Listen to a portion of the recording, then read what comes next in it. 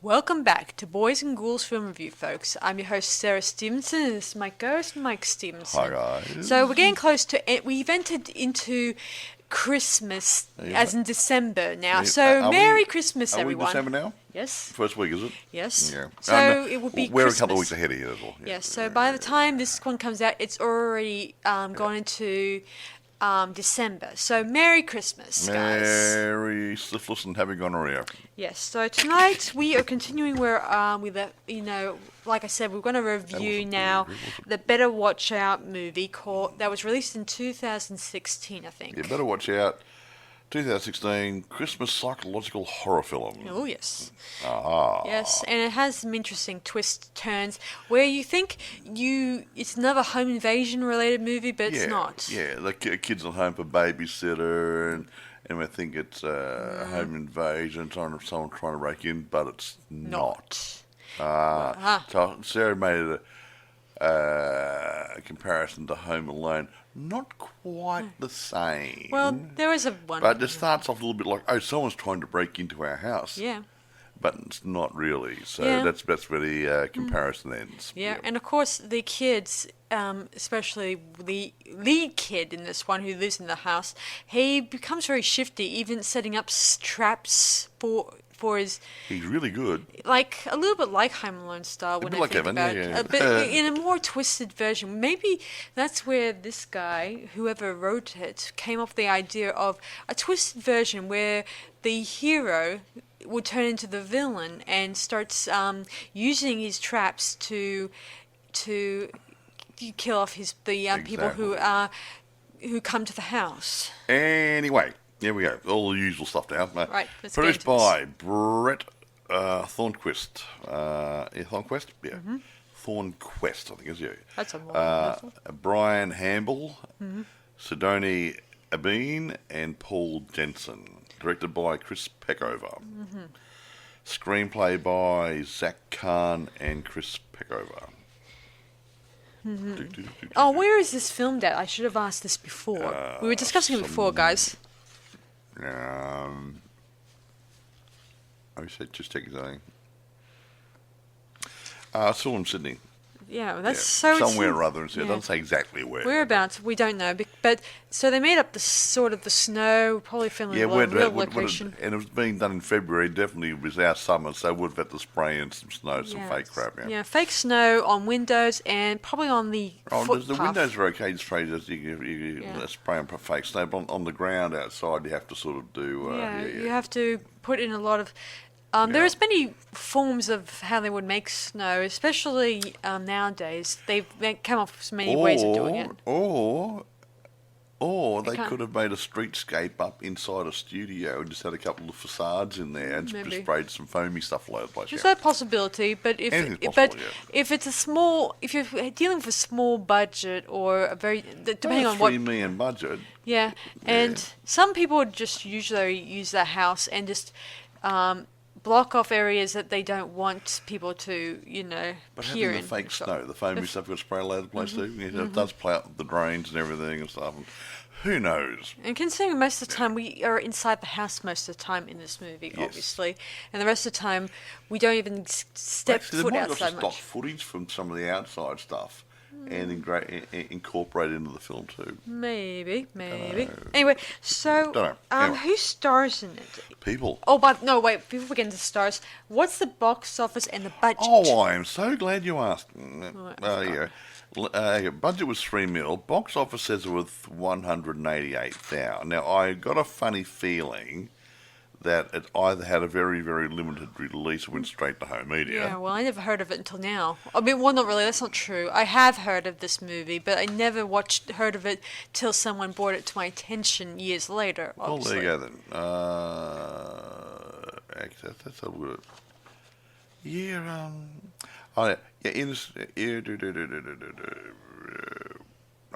okay. American distribution...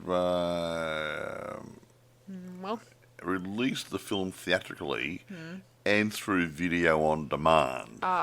So I think the idea was to put it out there on the old internet so people can just download it and watch it and stuff and things.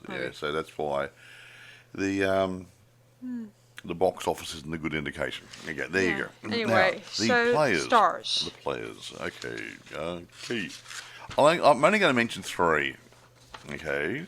Fine with me. Okay. Now, Olivia De Jong plays Ashley. She's a nice little babysitter type girl who comes to babysit a young person called Luke Lerner, who's played by Levi Miller. Now, she's been babysitting Luke for a couple of years now. And he's sort of become infatuated with her. Well, yeah. He's 12 years old, testosterone levels are going up. Yeah. Anyway, and he has a friend called Garrett, played by Ed Oxenbould. I won't mention the other people. You got to. Yeah. Oh, I'll just mention the names. Alex Mikic plays Ricky.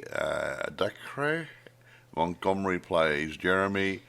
Patrick Warburton plays Robert Lerner, who's Luke's dad, and Virginia Madsen plays Deandra Lerner, which is Luke's mummy. Yeah. It's a very, very small set. It's basically mainly Ashley and Luke and a little bit of Garrett thrown in there, and then the other people just come and go. Yeah, I mean, you do get a few extras, but not too many, because we don't. They're not really important in this movie, obviously. So we mostly stay with these people, these main people in this movie. Yeah. Of course, we're mostly focused on Ashley and Luke and Garrett throughout this They're movie. the main ones. Now, I can't think of anything else to say before we start telling the tale of woe. Yo. Oh, you might as well go into woe. Woe's right. Woe is me. That's right. Don't go into it. Go on. Anyway, so the story begins where this girl named Ashley is driving in a car talking to her boyfriend on her phone, which we often say in the past, do not have your phone on the car. It's naughty. So it's bad news for you. Anyway, it doesn't matter, because she plans on, this is her last babysitting job for a while, because she's going to move with her family to gosh knows where, obviously. We don't know, and she's... Is she moving, or is she going to go away to school? I can't remember. Whatever. She could be going off to college. Yeah, whatever. I can't remember now, I mean, December... But she was going to be leaving the area. And she's at an age where you either start going off to college, or you move... You just move on, obviously. Yes. Anyway, so Luke and Garrett, who are best friends, are in Luke's room, and they're making plans of doing something, really. And they think, Luke is infatuated with his babysitter. We don't know how infatuated until much later in the movie. Well, he wants to make out with her. Yes. How's that? Oh, yes. That's pretty much getting He's into 12, it, isn't it? of course. He's got hormones, and no one's ever taught him to keep it quiet, keep things... However, Anakin Skywalker and Padme, Yeah. he was younger than her. Yeah, 10, and not 10, 9, and she was 18, I think, So or they had 16. a bit of she was an older woman. Oh, yes, doesn't matter. Anyway, so Luke has this plan. So his mum and dad are going off to a party or Christmas thing. We think it's some sort of function, yes. Yes, because they look like they're wealthy or come from a wealthy class of people. Middle class, upper middle class, something or other. Yeah. Ashley arrives, and of course, they settle in, and of course the parents go off on their merry way. Garrett leaves, obviously, at this point, and this leaves our two people, Luke and Ash, settling in. Of course, she's often on her phone most of the time. We see her talking to her boyfriend, Jeremy, who wants to talk to her, but she doesn't want to talk to him, meaning she might be considering breaking up with him before she goes off to college or something. Something along those lines. Because most of these high school romances, they don't always pan out. She's going to a bigger college with bigger fish to catch. We don't know that. Anyway, Luke wants to have a chance to be alone with her, and he tries to get in on the action when they were watching a horror movie, and he even comes into close to a kiss her, obviously, but she he just about jumps on top of it. That's not seducing a kid. Gee. This boy has to watch a few movies. Yes, exactly. He's interested in horror movies. We see sort of either a Friday the 13th or whatever, or Black Christmas type movie, obviously. One of those sort of things. Anyway, it does not matter because it doesn't look like any horror movie I have seen on the movies late. Anyway, so some weird, strange things start happening, like a shadow in a window, and where we see Ashley seeing the back door being opened twice when she's going out into the kitchen. She locks it twice, and she tries to get Luke upstairs. Of course, she tries to phone for her boyfriend, but then Luke ends up accidentally throwing her phone into the fish tank. Well, why not? Beats the hell out of me. They try to hide, and we do see someone stalking the hallways, and when they're in Luke's closet, or one of their closets, we do find out who it is, obviously. It turns out to be Garrett, and he's wearing a ski mask that's similar to in a photo same one. Yeah. That Luke wore when he was skiing with his mum and dad. Yeah. We don't know when. But Ashley recognized it. I recognized it before she recognized it, obviously, and realized. Why are you clever? Yeah. And he's wielding a shotgun, I think that's a term. And of course, she realized that this is all a plan to scare her, obviously. Of course, it didn't work, and she plans on going and telling his mom and dad about it. Of course, Luke knocks her out, and she falls down the stairs. Don't worry, she's not dead. Don't worry, this is not that movie called Whoops, I Killed the Babysitter. No. Anyway, so they kind of tie her down with duct tape and gag her. MacGyver tape, really good. Yeah. While Garrett is stoning himself with crack or whatever stuff he brought with him, because he said he hoped he and Luke could just, get high or something like that. Yep. I should mention Luke also drinks alcohol. Yes, 12 years old, naughty. Naughty. Anyway, he hopes to. They start playing Truth or Dare with her, obviously, where Luke gets dared to touch Ashley, obviously, boob, obviously, which he does, but. It's not like she's turned on. She's practically, it's like a 12-year-old being touched by her, touching her boob. Not really turning on her. It wasn't a sexual touch, no. No. He's still 12, so technically his bold to go with his this lack guy of knowledge hasn't been before. is lack of knowledge, obviously. You're not wrong. Anyway, she then asks him about an incident that happened with Garrett with his guinea pig, where Luke killed it. And of course, Luke denies that it was just an accident, according to him. But Garrett says that he thought that it was an accident, obviously.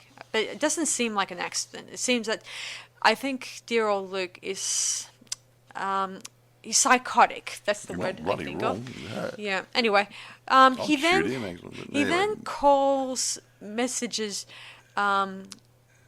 Ashley's boyfriend Jeremy, the other one. She's got a boyfriend and an ex-boyfriend. Yeah. And he dares Ashley to tell the truth. Was she a virgin? And she says, well, he didn't ask her if she's a virgin. He says how many guys she's done it, and she says none. What? And he says, what about the guy who said he made up lies about you and him together? She says that he just lied just to make himself feel like a man. How many guys? Hands up! How many guys done that? Come on, you right? I can see you. Yes. Anyway, so I gotta admit, the stuff that goes on here, it feels like a little bit lame when you think about it. But that's expected from a 12-year-old brain. Exactly. Move on.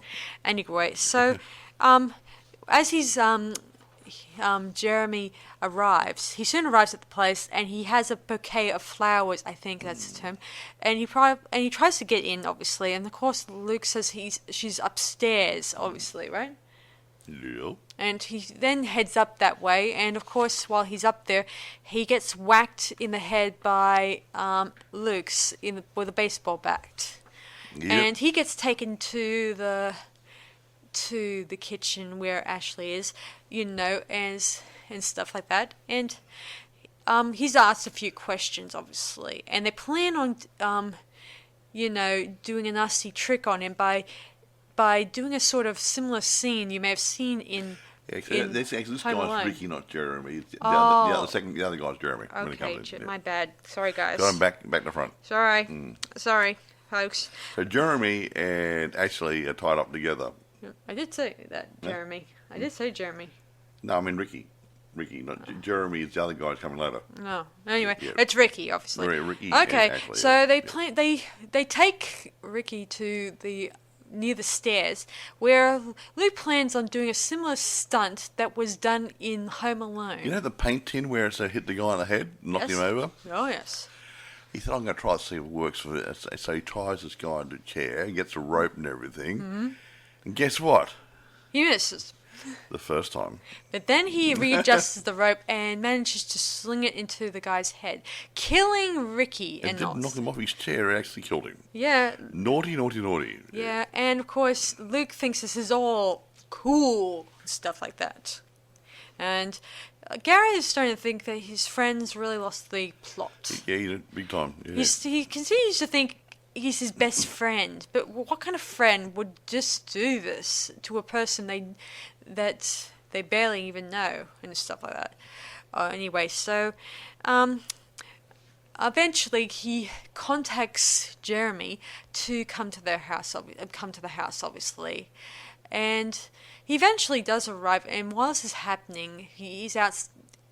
He also at the same time gets some carolers, and he gives them some cocoa, obviously, while this is happening. One wood. He's a good little boy. Ashley has been slowly prying away at the ropes, or the duct tape. With a bit of broken glass. She doesn't manage to escape, and she eventually tries to flee, obviously, but sadly, the traps that Luke set, he kind of sets up some traps outside. He's a clever little boy. Yes, as I said before, they may have used a few ideas from Luke at Home Alone for this. What Kevin did his bits, yeah. Yeah, well, but we never intentionally know what would happen if they really did get killed. Obviously, we do now.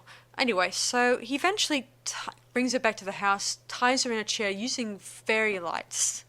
Yeah, it looks so pretty. Mm-hmm. Anyway, soon enough, Jeremy arrives and he's waiting outside, obviously, and Luke approaches him, asking him to that Ashley doesn't want to speak to him and wishes to hear him to say sorry, obviously. But write down the policy and then he'll take it to her. And he says something like, "Oh, I'm sorry for this," and blah blah blah blah blah blah blah please blah forgive blah. me. Please forgive me.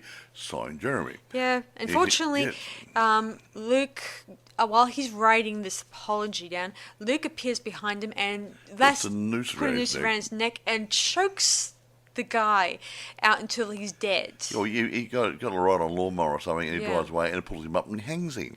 Yeah. And the note he was saying, "I'm sorry," to his girlfriend appears to be a suicide note. Mm-hmm. Ah. Yeah. So meanwhile, while this is happening, Ashley tries to convey to Garrett that Luke is not his friend. He's never been his friend, and she should be let free because he's not going to help. That both of them are going to be looking at jail time for this. Yeah, big time. And if he didn't.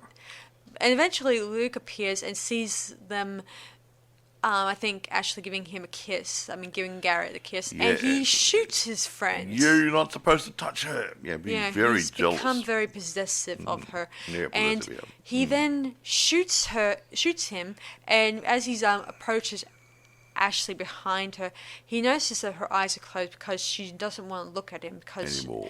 And he asks her. No, he begs her to look at him, but she didn't. She just doesn't want to look at him. So he stabs her in the neck. Yeah. Thinking that she's dead. He's dead. While this is happening, then he does severe cleanup mode, which Home Alone never even does because. Yeah, he cleaned up because he wanted to stage it. Yeah. He then gets Rick's handprints on the paint paint from the can bucket, and a knife that put fingerprints put of fingerprints the of it. people. Yeah. And he made sure to wear gloves, obviously, and then he removes the traps he's been putting around the backyard, and he then made sure that that Garrett is fingerprints are on the shotgun, obviously, and he finally gets himself into his pajamas, and as he's watching his mum and dad are getting ready to come home. His mother's and dad's GPS on his phone, he indicating that how far they are, obviously. And as he's getting to his room, he then remembers that he also forgot there was a knife inside Rick's cheek. I should have mentioned this earlier. It's really relevant, where he goes downstairs, takes the knife, and without the gloves, this is very important, guys, and puts it in the cheek, and then heads back upstairs, because when he goes upstairs, he has to put the pencil against the door, so he looks like he's been there all night. His mother put a pencil, or showed actually how to put a pencil bouncer on the doorknob, so if little Luke comes out, she'll know. Yes. It's on the ground. So he had to actually put the pencil in place and then go out through another window and then come back across a small roof to come into his bedroom window. Yes, while this is happening, he couldn't put the pencil in and while closing the door, so he had to put the pencil in there and climb out on the roof. And this is where his mum and dad had just drove home, up. yeah. And he nearly knocks over two of the reindeer that are on the roof, obviously. No reindeer were hurt during the making of this film. But he was very careful and managed to get into his room and quickly get into the bed and pretend to sleep. And then he heard the cry of his parents yelling of the dead bodies that they discovered. And Mummy came out to see her little boy safely tucked up in bed. He slept through the whole lot of it. So the police arrive, and his mother is holding him, comforting him. Poor little boy. But then, when she pulls away, he notices something in the front yard where it said that one of the policemen said, "We have a survivor." Yeah, you're survivor. Yeah. And it's Ashley. Yeah, Ashley gives dear old Luke the finger. The finger as he's being wheeled out to the ambulance. He looks. He sees her. She sees him. Yes. Eye contact and one finger. Yeah. And then oops. We get a post-credits scene where he says to his mum that he wishes to go to see Ashley at the hospital because he's worried about her. I like to think in that scene he does eventually get caught. Yeah. Because I like to think when people who get attacked by, say, they would often assign a policeman at the hospital with the person just in case if something bad happens. Possibly to get your statement. Well, no one was after her, but the point story made they might have put somebody on there to keep an eye on her because they don't know what actually transpired at the house, and they need to interview her, so they want to make sure there's nobody else hanging around. Yeah. And no reporters, just in case. No reporters, that's a good thing. That's why they often have policemen at hospitals if they're looking after witnesses to crimes, obviously. Things like something like that. And I like to think. Here's what I would think would happen if he does go to the hospital. He thinks he'll get the upper hand by smothering her with a pillow, but she gets the upper hand by getting a syringe and plunging it into his neck as a bit of a tit for tat in my mind. Yes. I know that doesn't happen in this movie, but I'd like to think she does get back at him when he does visit, in my opinion. Don't be rude. Not a naughty. He's a naughty. Okay, can I say he's a naughty little boy then? Yes, you can say naughty, but we don't know who's on this channel. Anyway, he's a naughty little boy. That better. Yeah, he's a bit of a. I think the better word for him would be a pissant. Well, he makes Kevin look nice, doesn't he? Of course, but then again, there is also the good son, and he was very twisted. No, he was nice, he was an arsehole. In that movie, he was very twisted. Can I say that? No, okay. I gotta admit, though, this one has more of a comedy, thriller, horror approach. I don't know it's comedy so much, but it was... It was lighter. Light humour a little bit here. A bit of light humour thrown in there, like improbable situation, whatever. Yeah. Little boy infatuated with his little babysitter girl. But a couple of funny little bits there. But it wasn't actually made as a comedy, but there were some lighter moments in it. Yes. Yeah, I did think it was pretty interesting. We didn't know to the audience, we didn't know what was going to happen till. We find out that the cat was let out of the bag, and then it turns into a not a kidnapping. It's more of a not a hostage thingy-wing, but more of a it's more of a I don't know. There's no word for it. Things. There's no word to describe where a person is been manipulated, and then suddenly the tables are turned, and the person takes it out on the person in a creepy fashion. He was very creepy, this little kid. Creepy.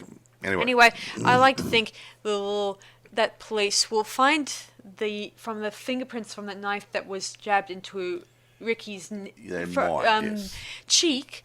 There would be fingerprints because he had no gloves when he put it. We did a bit, yeah. Meaning they might be able to dust for fingerprints. He may have made a big. Yeah, well, they may not dust for fingerprints because he set it up so good. So, well, that guy's coming, and the guy had a shotgun there. He shot the other people there, and so on. So it looks like a love twist went wrong in different things. Yeah, so but they often say, dead people cannot tell no tales, and setting it, and the coroner in police investigations, they will tell you, did this sort of thing happen after death? Like the fingerprints could be construed as. Sarah told me something.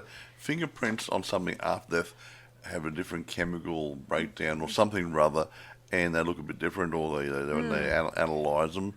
I don't know. I don't think so, but I read it. Right. I remember it in Law and Order, but I could be wrong. Anyway, matter. Some of them. That's why I often hear stories but it where. could have been just the way they're smudged, the way they're placed as well. Yeah, that'd be perfect. Yeah. It has to be like lined up properly. I think I don't know if I remember this correctly, but when you shoot a gun, do you get any fibers inside your skin that indicate of previous shooting? No, if I had a handgun, a pistol, revolver, whatever, in my hand, and I shot you with it, or shot somebody, Shot someone.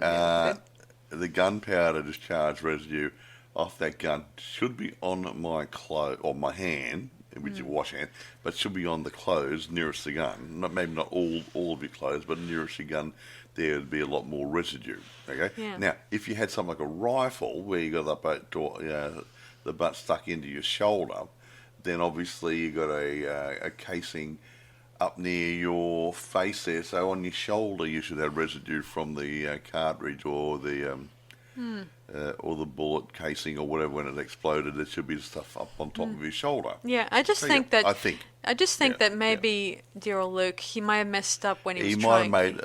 There's no such thing as a perfect crime. Yeah, he may think he got away with it. The police might close the book on this one, saying it was a bunch of boys jealous of each other who killed each other. Yeah, because of the love of a girlfriend. But there's Garrett. He's not familiar with either one of the boys, so how did he got into the mix? Obviously, wrong place, wrong time. Yeah, he wouldn't. He also didn't have any powder on his fingers either, because he held the gun, no doubt, but there's no powder. He didn't shoot it. Yeah. The only one who did shoot guns was dear old Lukey's hands. And if they, I remember in one case, that Menendez case, where they said that they didn't bother checking their fingerprints to see if they had. And they didn't check the car for the guns. Will you move on, please? So this might just be that's what I think most of the time. If they do a thorough check on everyone, obviously. Anyway, that's all my criminal investigations on that one. So let's wiggle on and talk about reception. Well, actually, the reception, the critiques are not surprising because it is a good movie. Now, here we go. Rotten Tomatoes gave it an 89% approval rating based on 65 reviews. Okay. Right. Where's this next one down here? Metacritic. The film has an average score of 67 out of 100, based on about 13, which isn't too bad. Now, here we go. Real people. Okay. Now, Luke Buckmaster from The Guardian gave the film a rating of 4 stars out of 5 and praised the performances of the actors, saying that deranged mind games and thoughtless performances in a Christmas horror. That's not bad. That's what you want, guys. Yes. Bill Goodikontz, Gwodykoontz, of AZ Central praised the performances of the actors. Mm-hmm. The performances are uniformly good. Mm-hmm. And he concluded his review by saying that Better Watch Out is for fans of twisted, unhinged horror. And he gave it a rating of 3.5 stars out of 5. Okay. Now, here we go. I'm not surprised in this one. Simon Abrams of RogerEbert.com was not impressed with the film and said, Better Watch Out is an infuriating situation because it requires you to invest in the programmatic bullying of a certain type of character, then cheer on that same stock type as he or she defies expectations and refuses to be pummeled into oblivion. Wait a minute. I'm at a loss. What is he talking about? Did someone swallow a thesaurus in the dictionary? I've got no idea what he's talking about. Me neither. When the film ends, we've been traded one set of unchallenging cliches for another and gave the film a rating of 1 star out of 4. You know why? Because I don't really think that Simon Abrams has any idea what the film's about, and he probably doesn't like these sorts of films. I'm still confused by that. I'm sorry. He's a tool. It's still confusing the way he wrote the thing. I can't even understand what he just said. It's supposed to be a horror movie. It's not a picnic in the park. You know, of course you're going to have a lot of funny things going on and crap, and yeah, it's. I really get really peeved when I see comments like that from guys who clearly don't like the genre. Yeah. And they try to tell people why they don't like it using words that people don't understand. Yeah. I'll read it again. Okay. Not impressed, but he said, Better Watch Out is an infuriating sit because it requires you to invest in the programmatic bullying of a certain type of character, then cheer on the same stock type as he or she defies expectations and refuses to be pummeled into oblivion. When the film ends, we've been traded one set of unchallenging cliches for another. What's he talking about? I don't have a fucking effing clue, guys. An effing clue, and you can't say the F word. No. I can't really say because the guy wrote it like so technical. It was him He hard. did a real job, like, sweeping streets. Why can't he just say it like it is? That the ending was twisted he could and have just stuff like turned that. it out. I didn't like the storyline. That would have been a lot clearer. Yeah, don't write it like a thesaurus. I can't read thesauruses. Yeah, but yeah. Anyway, irrespective. It's just that. But let's get on. Yeah, I don't care about him. I said it had to be one, and it's usually guys like RobertEbert.com. I gotta admit, because they don't like this sort of genre. Only because Robert Ebert probably doesn't. He doesn't like dead. him either. He actually might. I don't know how long ago he died, but that's 2016. But I think he might have been still alive or dead. Not long in the ground. But the people there, they got no idea. They don't like the genre, and they're not going to give it a good rating. Now, let's move on. Okay. He probably reviewed the original Home Alone and probably gave it a flat-out review. Oh, I like that one. Very nice. Yeah, don't talk like that. You don't want to offend people now on this channel. I'm sorry. Anyway, so... Here we go. Rating time. Rating. Look, honestly, I don't know. Me neither. No, it's a good film, and I can't really find anything really wrong with it. You know, implausible story, it's fair enough, that's great, but not totally implausible. Yeah, I like mind-twisting situations like this. I think it's been written well. I think the actors have performed well. The filming's good.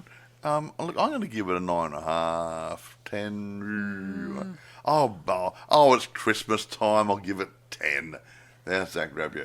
I'm going to give it a very low score. Sorry, folks. Why? Very low. Why? Because aside from, I like the characters, I like the story, how it twists the story up and all that stuff, but I feel like we're missing something in the story here. So I'm going to give it 7.5 out of 10 myself. you're mean. I'm sorry. It's just that I feel. Where's the Christmas spirit? I'm sorry, but if you wanted me to be not so No, you tell the truthful? truth. Yeah, tell the truth. Okay, no, but I reckon it tells a good tale. It's done good. well. The acting's But good. still. Yeah, and I like the little twist at the end where she survives. You wonder, oh crap, what's going to happen next? Yeah, I remember a lot of movies like. Even if they, unlike this movie where it just ends with the boy thinking, I'll just go pop down to the hospital and probably finish her off. Yeah, but yes. There's a chance he might get, he might go to jail for it, obviously, when you think about it. His last witness, Whatever. restored her alive, might go to jail for it because he got away with murder, stuff like that. Anyway, who knows? Maybe the police might get her statement before he gets there. Well, that's a possibility. By the time he gets there, she might have already said, Luke did it. Yeah. If she's not sedated, like some people get sedated. She wasn't sedated when she was being taken out of the ambulance. She stuck her finger up at him. Yeah, so she wasn't unconscious. Maybe when she got to the hospital, if she's reasonably stable, after the doctor had a look at her, the police might have had a quick word to her. And they're coming to take him away. Ha ha. Whatever. Yeah. Anyway. Okay. I do think that boy is very psychotic. But young boy, whatever his name is, Buglugs, what's his name? Levi Miller. Levi Miller. He looks angelic almost. He's got this sweet little face. He's made that way. They chose him for this to look like, oh no, he's a nice little 12-year-old boy. Yeah. But he delivered a mean streak and a psychotic streak really, really good. Yeah. Now, I don't know how old he really was when he made this film. He wasn't 12, he might have been 13 or 14, but he's a good actor. Yeah. He reminds me of Norman Bates. I mean, Bates Motel. Norman Bates in that one TV series, where he comes off the actor comes off a sweetness and Perkins, and deep down you see a sinister smile peeking in in between the moments, obviously, meaning he's got away with it, and it's Norman Bates. Not Anthony Perkins. I was referring to Bates Motel, the TV series. Oh, that guy, the guy. What's movie. his name? The guy who played the good doctor. The young one, obviously. He has that sweet charm about him, but at the same time, he can look creepy. You know the guy who plays autistic doctor guy. Can't remember his name at the moment. But no, he's really good. He got that sort of, I'm a nice guy. Ooh. But he's crazy. Anyway. And a danger to this world. Yes. Okay. Well, not really, actually. Okay, where do you get it, guys? eBay, it's for sale. Amazon, you can rent it or buy it. So obviously, you'd like to think it'd be on other streaming services and other retail type outlets, online and other. So I would suggest this is a good one for this year. Some of you may have seen it already, but I was unaware of this one at all. Probably because back in the 2016 when it came out, I was more into going to the cinema and not watching streaming services and going online and stuff. So same thing. So it may have actually did the circuit quite nicely. I don't know. But anyway, irrespective, I would highly recommend this one. I wouldn't say it's my pick for the season, but it's up there on top of the pile. Yeah. If you're looking for something Home Alone-ish with a touch of evil to it, then I highly recommend it, obviously. But don't show it to the kiddies. They might get an idea what to do with the babysitter. Yes, well, anyway, we're going to do one more Christmas-related movie. I think Krampus would be perfect or something to end this podcast year for us. So that's it from us in this episode, obviously. So we'll see you guys next time on this channel. Same hour, same witching hour. Whatever. Anyway, so that's it from us. So thanks for listening to our podcast, and be sure to check it out and let us know in the comments what you guys think of it. Yeah, please. I mean, the more comments, at least we know we're hitting the right buttons with the content and our comments and everything else, and the movies we're selecting, and you give us an idea. Somebody's a thumbs up, thumbs down, whatever. Throw us to the lines if you like. But this one was Yeah. Something or other. I don't like cold airwaves, or in this case, cold internet waves. It'd be really nice to find out whether you guys are actually enjoying it. Yeah. Anyway, Yes. that's it from us, guys. So I hope you guys enjoyed this podcast, and we'll see you guys for our final one, this month. And I hope you guys have a good Christmas or whatever holiday you're celebrating this month. Yeah. Now we have warned you before. We're gonna go off for a while. Don't know, over a couple of months or a bit longer, because we're gonna get into some filmmaking and stuff. We don't. I want to take at least a year off, guys. I mean, we'll see what happens. Yeah. See what happens. Yeah. I want to at least get the chance to be a filmmaker again so even just doing small film projects or several. To keep myself busy. Keep the finger in the pie. Even if it's just small film projects that will keep me occupied. Yeah. All right, that's it from us, guys. So this is Sarah Stephenson and Michael saying to you guys, we're on Boys and Ghouls Film Review. Bye for now and have a good week. Bye, guys.